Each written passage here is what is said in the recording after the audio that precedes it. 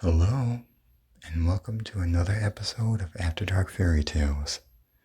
I have another tale for you guys, and this one was written by a very talented author named Jeff Johnston. This was another Ritzy published author, and the title of his story is called The Rock Bridge Werewolf.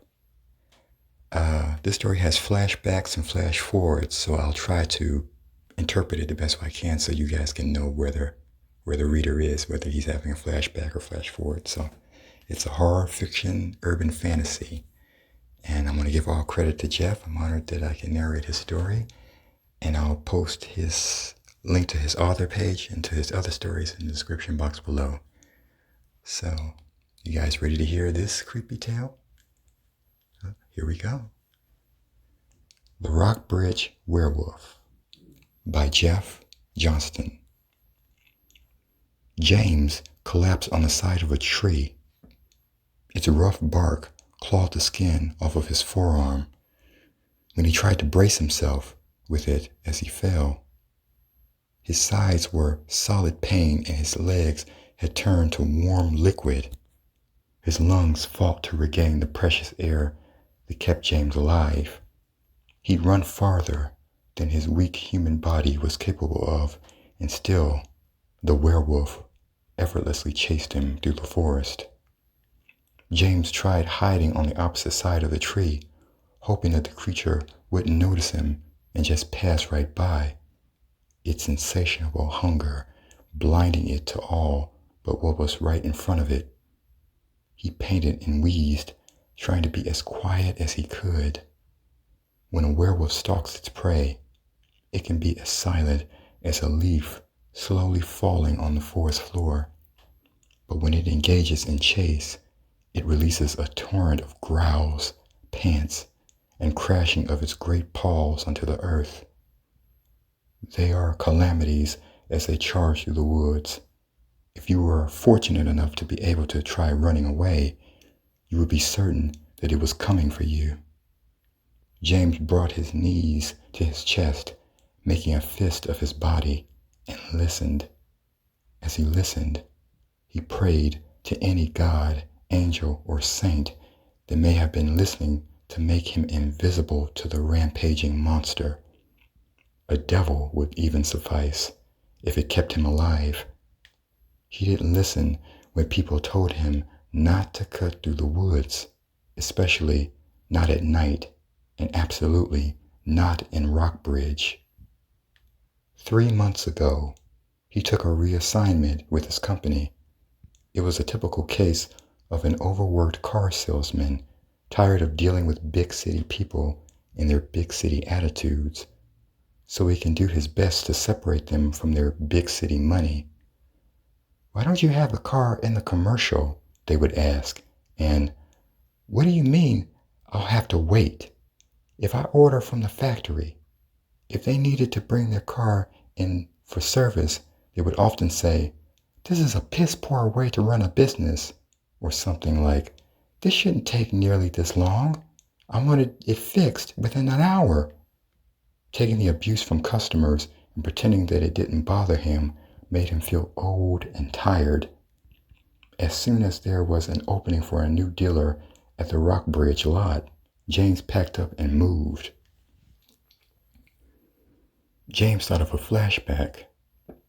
Why do people say, "I'm going to get on the plane," when getting in the plane would make so much more sense? Asked the girl sitting next to James on the park bench. "I'm sorry?" he responded to her. He noticed the peach sundress with red flowers that she wore and the legs that she crossed as she sat on the bench.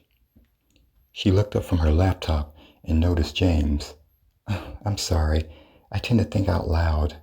I was so involved with this that I didn't even see you sit down." She tucked a lock of her raven black hair behind her ear. "May I ask what you're doing?" "It must be interesting," James asked. "It's only interesting to me," she sighed and added, "That's the problem. No one wants to read my stuff." She shook her head. "Are you a writer?" "You could say that. I've been trying to be anyway. Oh, wow. Have I heard of you? I doubt it. I still haven't been published. She offered her hand for him to shake. I'm Cindy. James took her hand and shook it. Now I've heard of you, Cindy. I'm James. People get on planes for the same reason they get on boats. What's that? You asked why people get on planes instead of in them. It's the same reason they get on boats. And what would that reason be? Because it's short for on board. Really? It's that simple. Honestly, I have no idea. It sounded good though, right? Cindy lowered her eyes and smiled, an honest, toothy grin. Back to the present, James held his breath as the werewolf charged past the tree that he was hiding behind. It had lost his scent, so it stopped and doubled back. It sniffed the leaf litter on the ground and the bark of the surrounding trees. But the night air was cool and damp, making it hard to pick the scent back up. So the beast patiently stalked the area, sniffing the air for any trace of James. The full moon highlighted the black wire-like hairs that ran down its spine as they stood on end, and the clenching muscles that padded its shoulders and neck like armor. Please just go away, James thought, as if the thought would somehow form a magic spell to repel the beast. For the love of God, just go. He pleaded in his thoughts, though. He knew they wouldn't do any good. He could hear it crush the dead leaves on the ground and draw air into its huge nostrils, searching for him. James knew he only had seconds left in this world. Another flashback. See? You can't go by the movies, said Cindy, chewing a bite of her salmon. She pointed her fork at James like a pencil. What do you mean? James asked, cutting up his chicken. Well, in the movies, they show that you become a werewolf by getting bit by another werewolf, right? Right. It happens like that in just about every werewolf movie. If you think about it, how likely is that? You have a beast as fast as strong as a wolf, who is way bigger than a dog, attacking you. Seriously, what are your odds that you'll come out alive? If it were me, none. James dunked his chicken in a white sauce that came with the meal that he decided could not be authentic Greek. Right. As with most people, including me, humans are slow, clumsy, and weak. We wouldn't stand a chance. That's why we invented guns. On the nose, we wouldn't stand a chance against a real animal. Okay, so a werewolf attack is out in your book. Completely. I've been doing research of what's available anyway. Most werewolves are the victims of curses. That's something you can do? James asked, taking a sip of Zinfandel. Well, if you go by folklore, that's how it's done. It's usually something you get someone to drink or rub on them. Wow, I'll be sure to check my drink. Cindy laughed. Your salmon is getting cold. Cindy laughed again. Sorry, I get excited when I talk about writing. This has to be the weirdest first date conversation. James raised his wine glass. Here's the weird. May normal never show its face. Cindy clinked his wine glass with hers. Back to the present. The night air grew quiet, and James couldn't hear the werewolf anymore. He listened, but all he could hear was the normal chorus of insects and frogs. He had to know. So he leaned to the side of the tree and turned around, just enough to see that side of it. He tried to move as stealthily as he could, which meant slowly. He took his time inching to the side, doing his best to time each movement with a distant frog croak or a cricket chirp. And after what seemed like an hour of this, he could see that it was still there. It was facing away from him and standing still. It looked like it was watching something far off, maybe just beyond what it could hear. James knew that if he ran, he would be dead in an instant, so he waited. Another flashback. Honey, are you here? One night, James came home, and Cindy wasn't there, like she normally was. Most nights, he'd come home from work to music playing as she typed away in the den, but that night, he opened the door to silence. Even though all the lights were out, he checked the house to make sure nothing happened to her. At first, he didn't know what to make of it. If she went somewhere, she would have sent him a text or left him a note just to say, "Hey babe, I wasn't kidnapped. My writer's group is having a thing and I'll be home late," or something so he didn't worry, but there was nothing. James decided to call her and just ask where she was and if she was okay. If she was at the hospital, he shouldn't bother sitting down, but he called and she didn't pick up. He started to get worried. Maybe she really was at the hospital. He imagined scenarios where she was in an accident on the way home and they didn't have his phone number.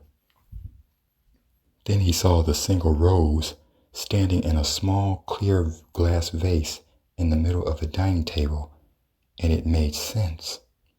Its velvety red petals seemed to laugh at him. He didn't buy it for her, not that one. He loved to come home and surprise her with a rose, but the last time he did was weeks ago. It was clear that she'd met someone else.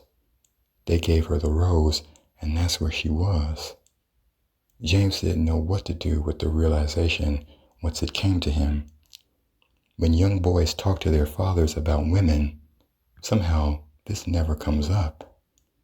Should he go rampaging through town looking for her? Should he go about his business and talk with her when she got home? He picked the second option, but anything he tried to do just seemed pointless. He washed the dishes, but realized they were all hers. She would probably want them back.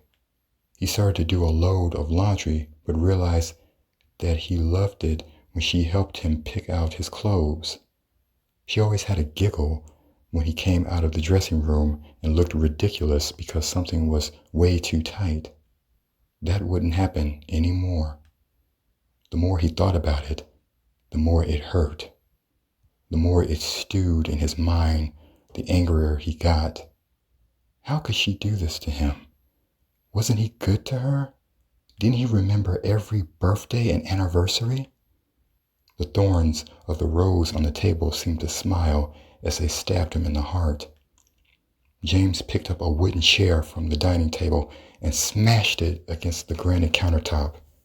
He screamed as it exploded into splinters. James decided that Cindy should have to pay for this and for the rest of her life. He had no idea how, though. It's not illegal to cheat, especially when you're not married, so he couldn't exactly sue her.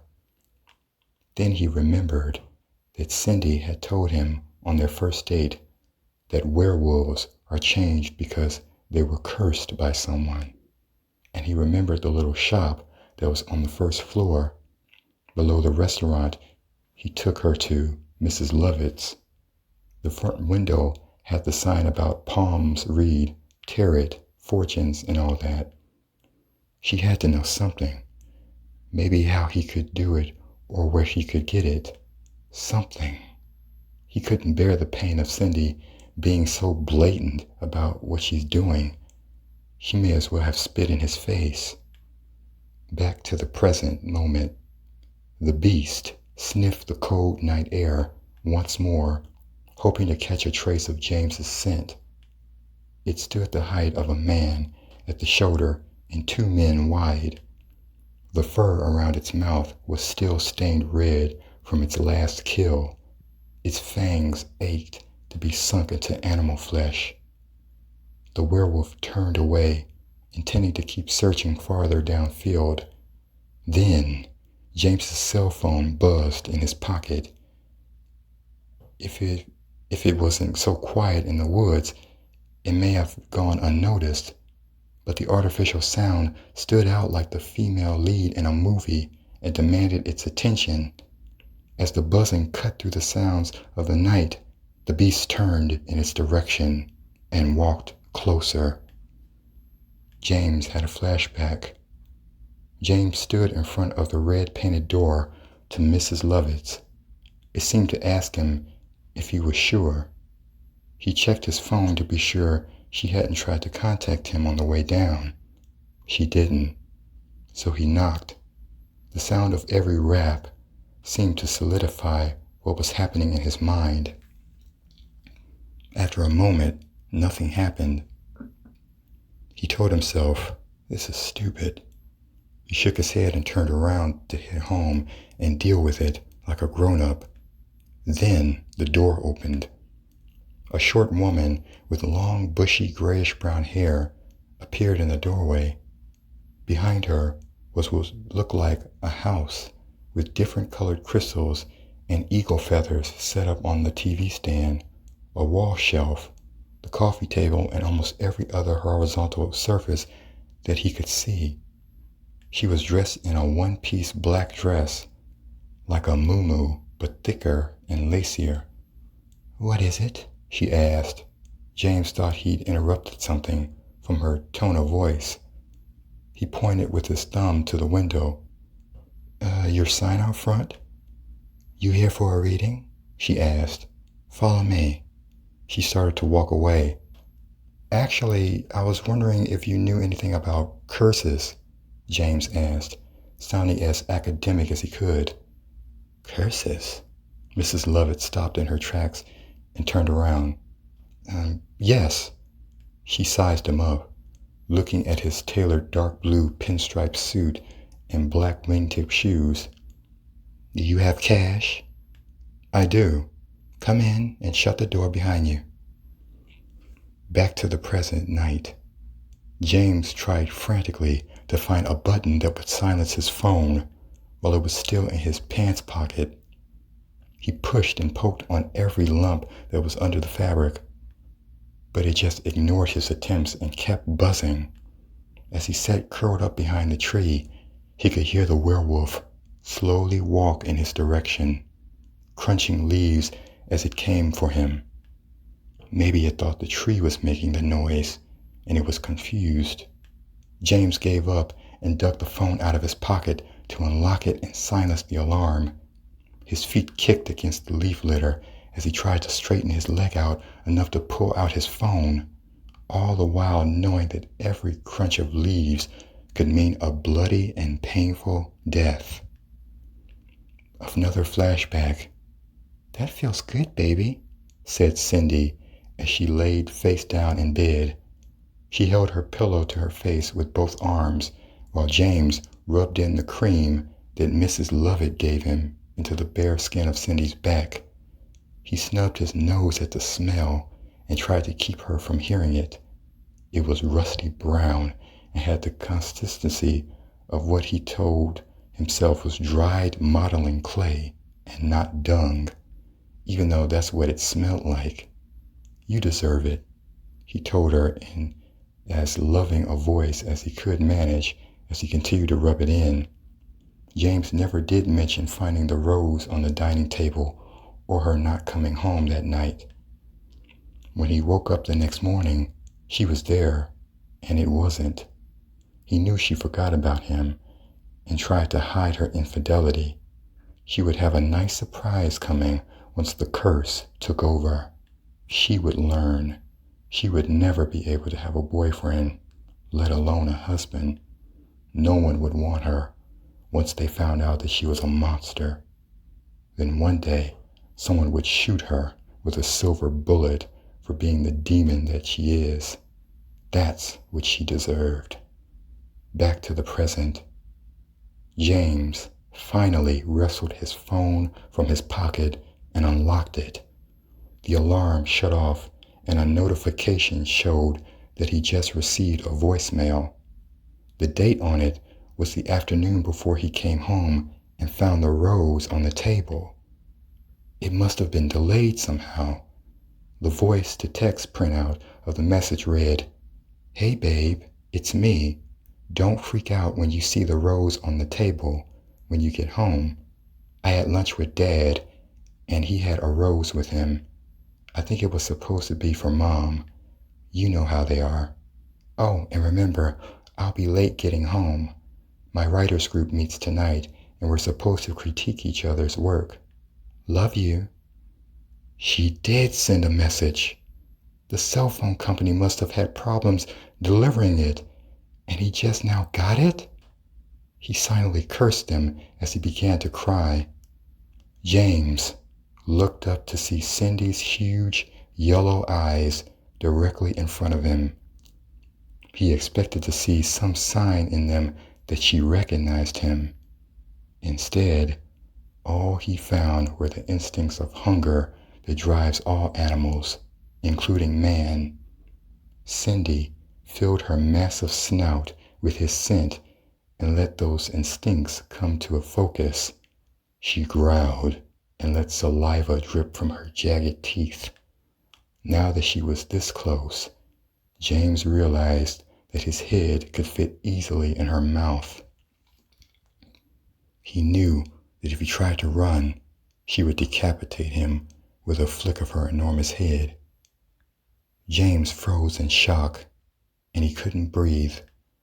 He wanted to tell her that he was wrong, that he only did what he did because he loved her so much, and that he would spend the rest of his life trying to undo his crime. James did his best to calm himself, took a breath, and he forced out, Before he could say anything, she bit him in half and ate him up.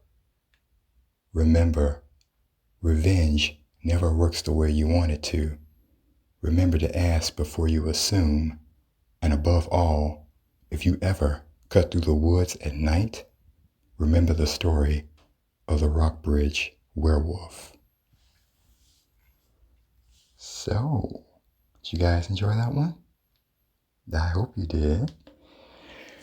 I read it out. I was like, oh no. James turned his girlfriend into a werewolf and he assumed she was cheating on him. What a bummer. Oh well, poor James. But I hope you guys enjoyed that little tale. And I want to give all the credit to Jeff. And I'm honored I was able to narrate a story to you guys tonight. And I'll be back next time with some more creepy tales for you guys. And if you guys would like, you can check out Jeff's Etsy page and the rest of his other stories as well. He's a great writer, and this story just left me feeling it was haunting and very depressing. But it was good, in my opinion. You guys let me know what you think in the comments. So I'm going to thank all you guys for listening. And you guys can check out my other links in my description box below if you would like.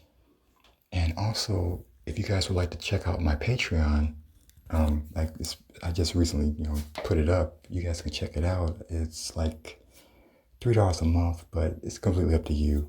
All of my patrons would get early access to all these stories, but in audio form before I upload them to YouTube. So if you decide to become my first patron, you would get early access to these stories before the rest of my subscribers. So that would be a nice little treat. And also later on down the road, there'd be also other little benefits for my patrons as well. So if anyone's listening to that, you can decide if you want to check out my Patreon or not. But I hope you guys enjoyed this story, and I want to thank all of you for listening to this content and liking. And to all my new subscribers, I want to say welcome to After Dark Fairy Tales. And I hope you guys are enjoying these fairy tales. So until next time, good night, my darlings.